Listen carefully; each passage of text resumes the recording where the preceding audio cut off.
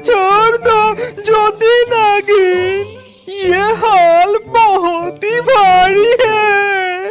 छोड़ दूं? तूने जो किया उसकी सजा तुझे मिलना ही चाहिए। ये क्या मुसीबत है? जो बैल की काम है वो मुझसे करवा रही है। ये भारी हाल को मेरे कंधों के ऊपर चढ़ा दिया।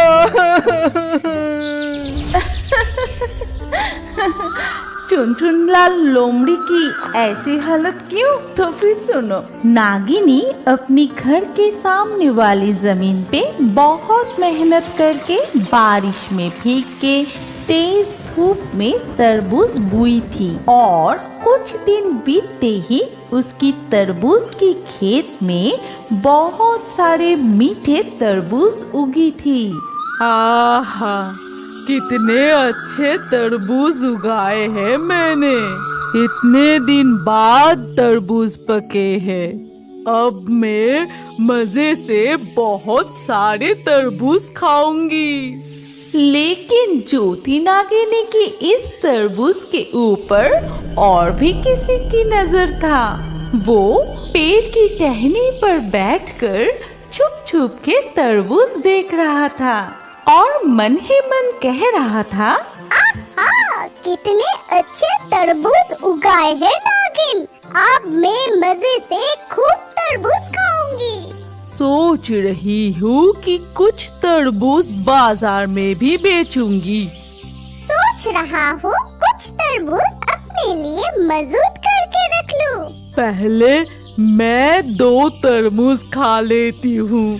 कल सुबह होते ही बाजार में कुछ तरबूज ले जाऊंगी।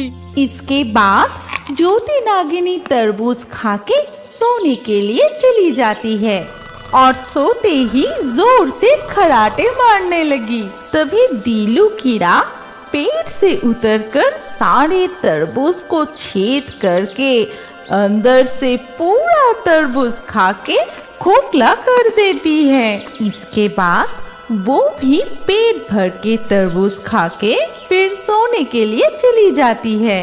अगले दिन सुबह ज्योति नागिन एक टोकरी तरबूज लेके बेचने के लिए जाती है पशु पक्षी बाजार में और इमली पेड़ के नीचे बैठ के बेचने लगती है। तरबूज लेंगे तरबूज, अच्छे वाला मीठा वाला तरबूज, कोई लेंगे? नागिन, सारे तरबूज मीठा है ना? हाँ जी हाँ, बहुत मीठा है। पहले खा के तो देखो, फिर पैसा देना। ठीक है, तो एक तरबूज दीजिए। अगर ये तरबूज मीठा है तब एक तरबूज मुझे भी दे दो, मैं उधर जाके बैठ के खाऊंगा। ठीक है, फिर ये लो। और उसी पेड़ के डाल में बैठकर नागिन को देख रहे थे भूत और चुड़ैल। वो कह रहे थे, सुनती हो, मुझे भी तरबूज खानी है। हाँ जी, मुझे भी ये तरबूज देख के बहुत खाने की मन कर रहा है। चलो देखते हैं। इसके बाद जब वो दोनों ज्योति नागिन की सामने आते हैं तो तेज बारिश शुरू हो जाती है। हमें भी 2 मीठा तरबूज दीजिए ना। अरे बाप रे, तेज बारिश भी शुरू हो गई। लो, जितना है सब कम दामों में ले लो, मैं घर चली जाती हूँ। फिर ज्योति नागिन सारे तरबूज बेचकर अपने घर लौट आती है। फिर खुश होकर अपने आंगन में बैठ जाती है।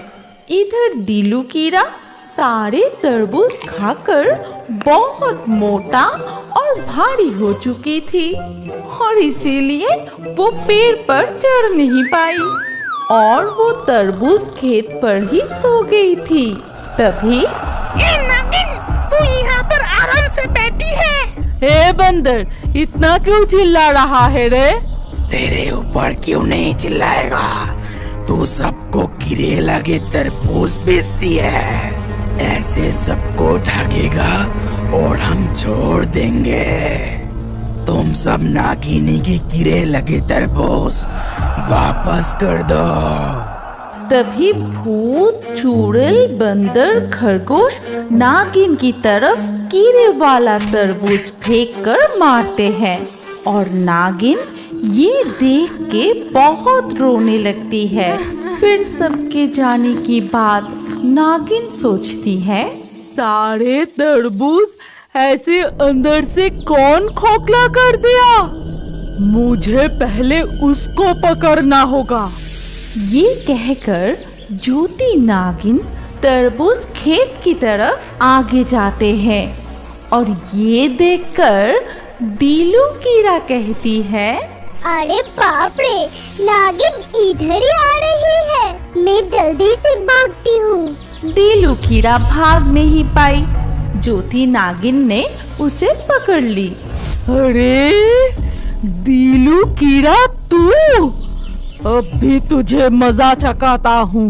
रुक, मेरी खेत की तरबूज खा खा के बहुत मोटा हो गई है। तू ऐसे पौष्टिक आहार करके खुद भी बहुत स्वादिष्ट बन चुकी है।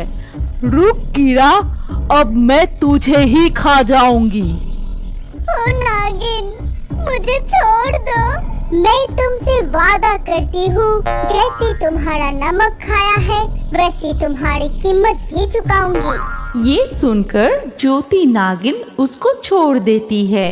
इसके कुछ दिन बाद जीतू नाम के एक लोमड़ी वहाँ पर आता है। अरे वाह, ये नागिन तो बहुत सारे तरबूज उगाए हैं देख रहा हूँ। अब तो मैं ये सारे तरबूज को खाऊंगा और सारे पौधे को भी नष्ट कर दूंगा। ये कहकर जीतू लोमड़ी नागिन की तरबूज खेत पर कूद पड़ता है। तरबूज खाके सारे पौधे को नष्ट भी कर देता है और जीतू लोमड़ी की ये सब कन पत्तों के पीछे बैठ के देख रही थी दीलू कीड़ा। जीतू लोमड़ी, ये तुम क्या कर रहे हो? अगर तरबूज खाना है तो खाओ, सारे पौधे ऐसे क्यों नष्ट कर रहे हो? अगर ये रहेगा तो फिर इसमें फल उगेगा। चुप कर छोटे कीड़े, बहुत पटर पटर कर रहा है, अब तेरे को ही खाऊंगा। ये कहकर वो दीलू कीड़ा के ऊपर कूद पड़ती है, लेकिन दीलू कीड़ा असल में थी एक जादुई परी जो अपनी पंख फैला के सुंदर एक परी का रूप धारण करती है। जीतू लोमड़ी, अगर कोई मेहनत करके अच्छे काम करे तो उसे नष्ट नहीं करना चाहिए, बल्कि तुमको उससे देखकर कुछ नया करने की प्रेरणा लेनी चाहिए। परी, तुम बहुत ज्ञान दे रही हो, जाओ यहाँ से। ये कह के लोमड़ी फिर से पौधे को नष्ट करने लगा। परी भी मकड़ी की जाल जैसा एक जाल बुन के लोमड़ी को कैद कर लेती है।